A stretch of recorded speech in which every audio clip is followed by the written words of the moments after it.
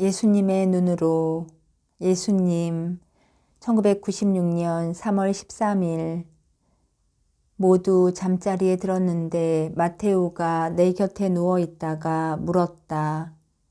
선생님, 잠잘 때 저는 가끔 좋지 않은 꿈을 꾸거나 옳지 못한 짓을 하는 꿈을 꾸는데 그게 죄가 됩니까?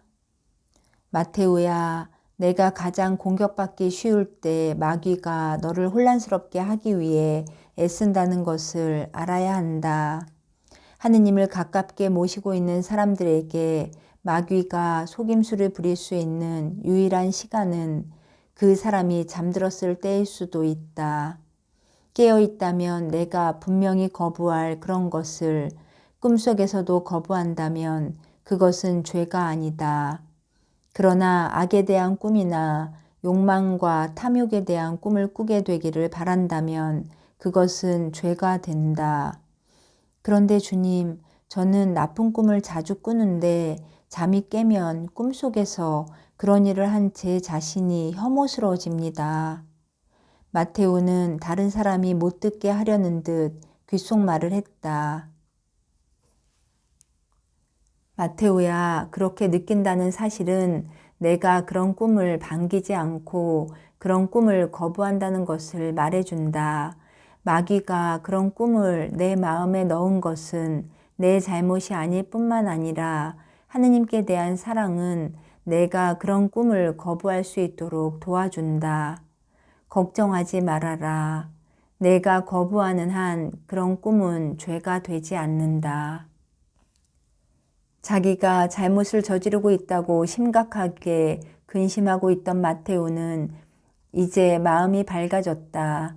마테오는 자기 앞에 악이 놓여 있다고 해서 죄인이 되는 것이 아니고 그 악을 받아들일 때만 죄인이 된다는 것을 깨닫게 되었다. 그는 눈을 감고 평화롭게 잠이 들었다. 예수님, 1996년 3월 16일. 다음날 아침에 비가 제법 쏟아졌다. 창밖을 내다보고 서 있는데 토마스가 말했다. 오늘은 갈 곳이 많은데 아무데도 못 갈 것 같군.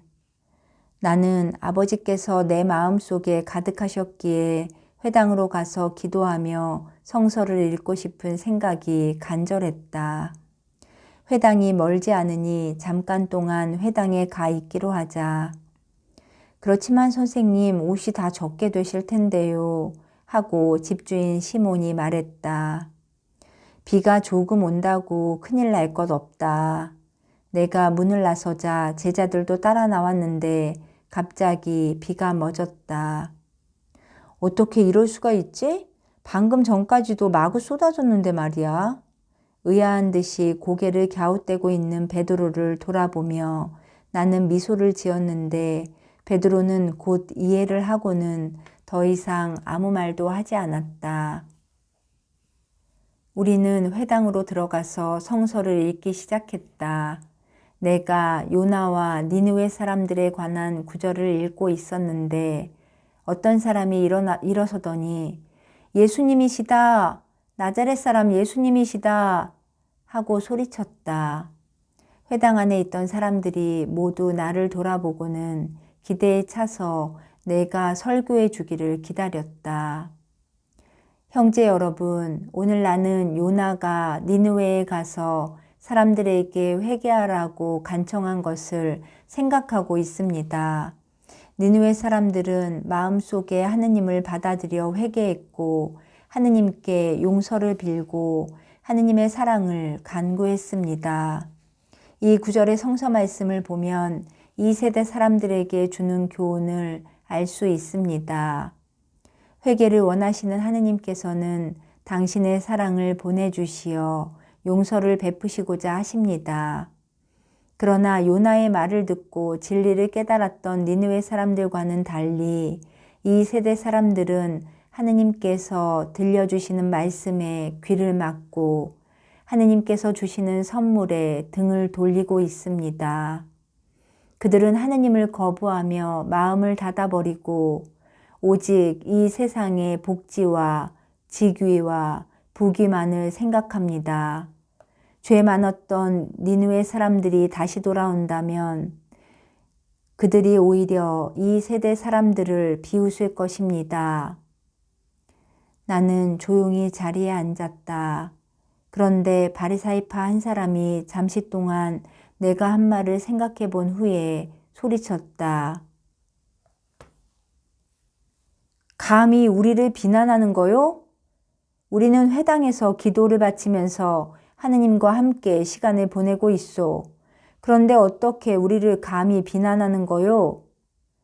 그 사람은 자리에 앉아서 나를 노려보았다. 내가 침묵을 지키고 앉아있자 다른 사람이 말했다. 당신이 뭔데 우리를 비난하는 거요? 도대체 성서를 얼마나 안다고 오랫동안 성서를 공부한 우리도 못 들어본 것을 당신이 안다고 그러는 거요? 도대체 누구한테 배웠소? 당신을 가르친 선생이 누구길래 그런 식으로 말하는 거요? 나는 대답을 하지 않고 조용히 앉아 있었다. 제자들은 안절부절이었다. 또 다른 사람이 소리쳤다. 나가시오. 당장 회당을 나가란 말이오. 천벌을 받을 자 같으니. 당신을 반겨줄 사람은 여기 한 사람도 없으니 당장 나가시오. 회당 안에 있던 사람들이 점점 더 소리를 높이며 외쳐댔기에 나는 일어나서 말했다. 하느님의 사랑 안에 있다면 여러분은 오직 사랑만을 보여주고 미움을 나타내지 않을 것입니다. 하느님의 사랑 안에 있다면 여러분은 내가 무슨 말을 하는지 귀담아 듣고 알아들을 수 있을 것입니다. 하느님의 사랑 안에서라면 사실이라는 것을 알면서 그것을 부인하려 들지 않을 것입니다. 이 세대는 자기 스스로를 저주하고 있으면서 그것조차 모르고 있습니다. 그들은 점점 더 큰 소리로 항의하면서 나를 둘러쌌다. 베드로가 일어서며 말했다. 선생님, 저 사람들이 더 난폭해지기 전에 떠납시다. 제자들과 함께 시몬의 집으로 돌아온 다음 시몬과 작별 인사를 나누고 막 떠나려고 하는데 집 밖에서 떠들썩한 소리가 나기 시작했다. 회당에 있던 사람들과 사제들, 그리고 회당을 지키는 사람들이 몰려온 것이다. 그들은 나를 만나자고 부르고 있었다. 시몬이 말했다. 염문을 통해 빨리 피신하십시오. 그렇지 않으면 저 사람들이 선생님께 돌팔매질을 할 것입니다. 시몬, 우리를 환대해주고 이렇게 도와주어서 고맙구나. 시몬과 다급히 작별을 하고 우리는 연문으로 빠져나갔다. 가파르나움을 떠나면서 뒤를 돌아보니 시몬의 집 앞에 아직도 사람들이 모여 있는 것이 보였다. 예수님, 1996년 3월 17일, 우리는 몇 시간을 걸으면서 하늘에 계신 아버지를 찬미하였다. 제자들의 목소리에 기쁨이 넘쳤고 그들의 마음은 아버지의 사랑으로 가득 차 있었다. 곁에서 걷고 있던 베드로가 나를 보면서 말했다. 주님, 회당 안에서 있었던 그 일은 참 다루기가 힘들었습니다. 사람들이 굉장히 분노하고 있었습니다. 그렇다, 베드로. 그들은 분노하고 있었다. 그러나 흔히 있는 일이다. 사람들은 진리를 듣게 되면 거부하고 분노로써 진리에 답변하곤 한다. 주님, 어디에서 무엇을 말씀하실 것인지에 대해 좀 더 조심하셔야겠습니다. 베드로가 걱정스럽게 말했다.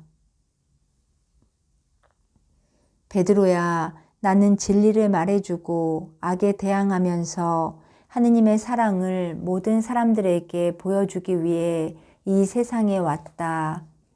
진리의 길을 보여주기 위해 온 것이다. 진리의 길을 보여주면 화를 내는 사람도 있겠지만 수많은 사람들이 구원될 수 있을 것이다. 베드로는 침묵을 지키며 한참 생각하다가 말했다. 만약 그것이 선생님께서 하셔야 할 일이라면 저는 선생님을 따라 끝까지 함께 가겠습니다. 베드로야, 나는 너의 그 마음을 잘 알고 있다. 그러나 때로는 인간이기 때문에 약해질 때도 있을 것이라는 것도 안다. 그러나 그런 다음에 너는 나한테서 힘을 얻어 참된 신앙의 반석이 될 것이다. 베드로가 다시 걱정스러운 표정을 하고 말했다. 주님, 저는 결코 주님을 실망시켜 드리지 않을 것입니다. 베드로야, 어떤 일이 있더라도 나는 너를 사랑한다. 그리고 내가 무엇을 하든지 언제나 너와 함께 있을 것이다. 내가 약해졌을 때도 말이다. 나는 베드로를 보고 웃어준 다음 베드로의 어깨에 팔을 얹고 함께 길을 계속 걸어갔다.